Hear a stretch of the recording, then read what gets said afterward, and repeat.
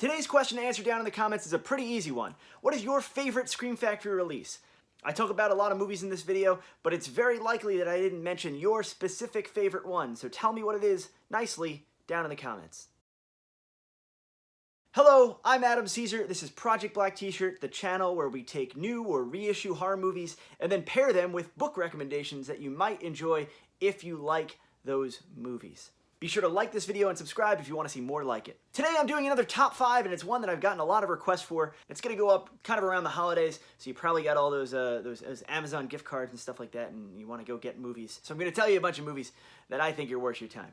As with all of top 5 lists, these are pretty arbitrary. They're just movies I enjoy that I think are good examples of what I'm talking about.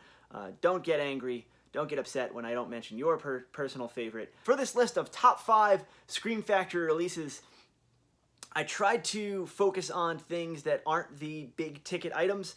So no Craven, no Carpenter, not that Halloween box set. Those are givens. Those are good releases. Those are good movies that everyone knows about.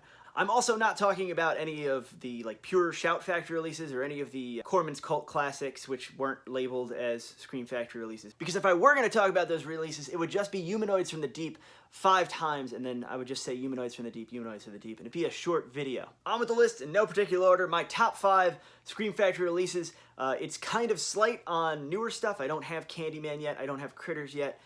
Because these releases are expensive, and they're on my list. I'm going to get them. I'm just waiting a little bit. So, the first movie on this list is a complete surprise to me that it would be on this list. It is Urban Legend, the 1998 Jamie Blanks slasher film.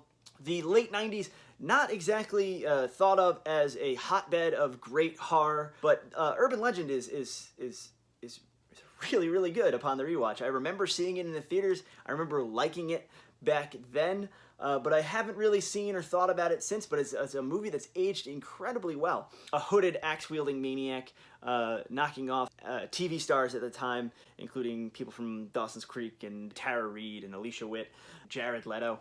It is a movie that is an incredibly well shot, well staged, and is kind of an outlier in this slasher boom in that the set pieces are really well done, really well executed. Jamie Blanks, the director of this film, is an Australian director who got this movie by petitioning really hard to be the director of I Know What You Did Last Summer. He put together his own trailer for it. This is before the days of shooting movies on your iPhone, so he shot a legit fake trailer for I Know What You Did Last Summer and kind of wooed the production company that way. And I think Urban Legend is a movie that holds up a lot better than I Know What You Did Last Summer, which is a movie that has its charms. It's got, Robert Englund and Brad Dourif in there, so it has that kind of, kissing the ring of horror royalty, but it really does feel fresh. It felt fresh in '98 probably. Maybe it got kind of caught in the muddle of the Scream echo chamber, but it especially feels fresh now. It's not too gory. Some of the set pieces are really kind of actually creepy and disturbing. I was remembering the boyfriend hung by the car. I must have suppressed that memory. But the real reason that this is on this list is this is a 2-disc release where Scream Factory, and they don't, I don't think they often do this, but they separated it between the movie and the features, because the features are so extensive. It's an hour and a half, a feature-length documentary about making this movie, and it's very different than these documentaries usually are, where they're usually just you get some of the cast together and everyone talks about what a great time they had on set, and you're done. But they talk to the producers. They go basically from the film's inception to post-release, and they go chronologically to how a movie like this, a Hollywood, mid-budgeted, bigger budgeted now, slasher film, how a movie like that got made in 1998. And it's really, really, really fascinating. Next, we're going to talk about one of the Scream Factory. This isn't one of the slip-cased collector's edition that's overflowing with special features, although it does have features, but it's just a movie I really, really like.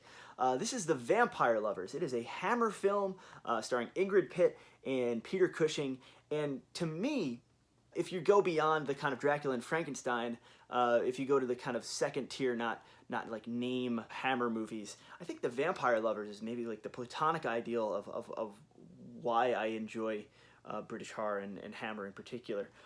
But it is a really well put together movie. Roy Ward Baker, It's one of the like umpteen million retellings of Sheridan Le Fanu's Carmelia, but it is a really, really good one. Lushly photographed, great sets, great costumes, beautiful people. It's a great movie. The next release we're going to talk about is a bit of a cheat because it is 3 movies, but I kind of just want to talk about the first one, but it's the It's Alive trilogy, which is a really, really nice release. This is It's Alive 2, or It Lives Again, and It's Alive 3, Island of the Alive. But what I really want to talk about is the first It's Alive. This is a Larry Cohen film. Fantastic director, Cue the Winged Serpent.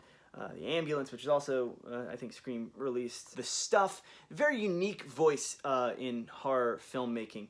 And It's Alive is kind of his most famous movie. It is a killer baby movie, and I think when people think of It's Alive, they either accompany it with a picture of the puppet, the kind of Rick Baker design, kind of bug-eyed little monster baby, and you kind of think of it as like, oh, this is a goof, this, you know, dumb monster movie. But the first It's Alive, at least, is very restrained in its use of the monster.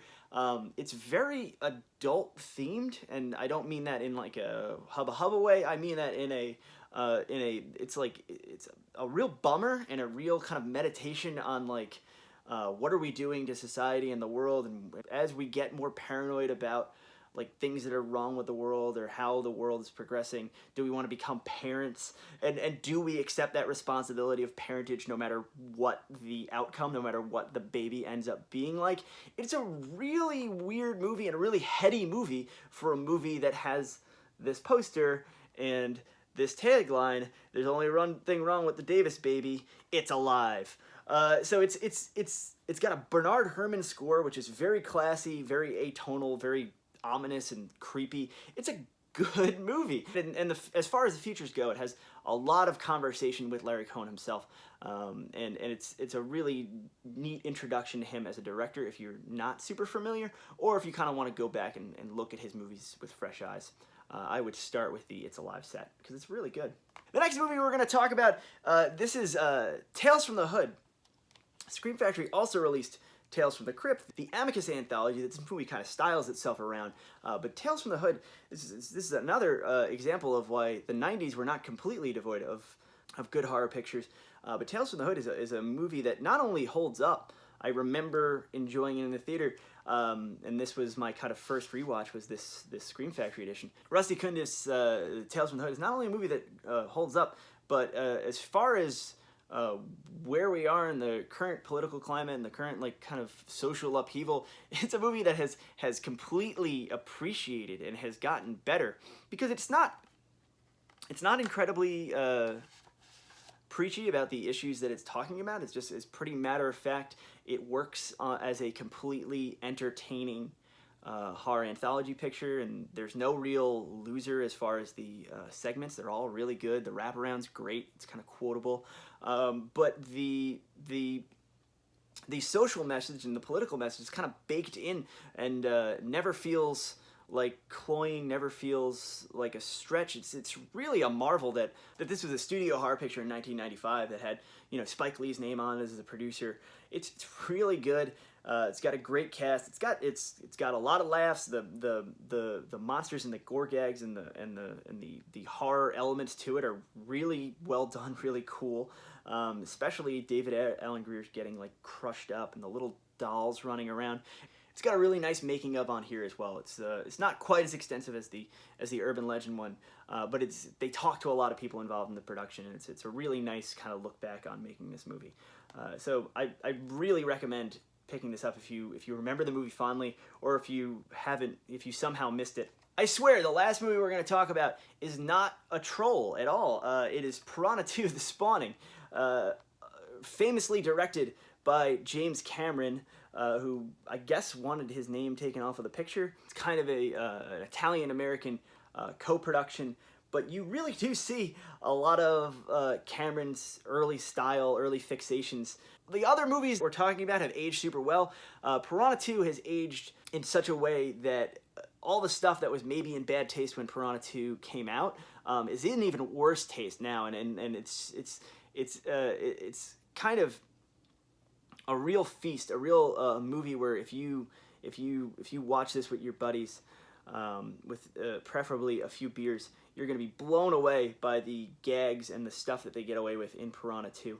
I like all the Piranha movies, actually. It's one of the few franchises where I kind of can honestly say I like all the movies. Shout Factory released the original Joe Dante one. Corman was not super involved in this, I don't believe, because it is those Italian producers. It doesn't quite feel like a Corman movie. But James Cameron paired here for the first time with Lance Henriksen, who's doing his tough guy Lance Henriksen shtick, and he is very good at it. This time, the Piranha fly, which opens up whole new possibilities of them coming to get you. It's really, really fun, really goofy, really gory, and almost in like a mean-spirited kind of way. There's like an autopsy scene where like a piranha's just in a body and has just been waiting in there to like kind of jump out. And it's really gross and really kind of upsetting for such a goofy, lighthearted, kind of sun-baked girls in bikinis kind of movie. Really fun. It's really a testament to Scream's ability to kind of negotiate these deals that they were able to release it at all, because James Cameron's not involved. There's definitely no director commentary from him on here, but I don't think he's super anxious for you to go get this movie, but I'm glad that we are able to get this movie. So kudos to Scream Factory for that. There we go. Those were my top 5 Scream Factory releases. I could talk about this all day. I could just grab those shelves down there and just start naming movies and talking about how much I like the releases. This was kind of a long video, so I don't want to take up too much of your time with the book recommendation, but what I will say is I help run Black T-Shirt Books, which is not a publishing company, really. It's a publishing collective. I don't take any money. I don't profit off of the other authors' hard work. But Black T-Shirt Books, we've got Scott Cole, we've got Matt Serafini, we've got Patrick Lacey, we've got Aaron Dries, the Australian Aaron Dries. He loves it when you call him that. And these are incredible books. I am so happy to be involved with them in any small way. Really good horror fiction of all different kinds. We've got some goofy stuff on there. We've got some abstract stuff on there. We've got some really disturbing stuff on there. And we've got some just like crazy gory werewolf fun on there. So go check out the books. Go check out these authors. They're really great. They're really fun guys. That's it for this week. I'm Adam C. This is Project Black T-Shirt. Don't forget to like, subscribe, go to my website, join my mailing list. I'll send you a free copy of some of my work. If you like that, you'll like all my other novels, novellas, short stories, all that stuff. Have a great week, and I'll see you next time.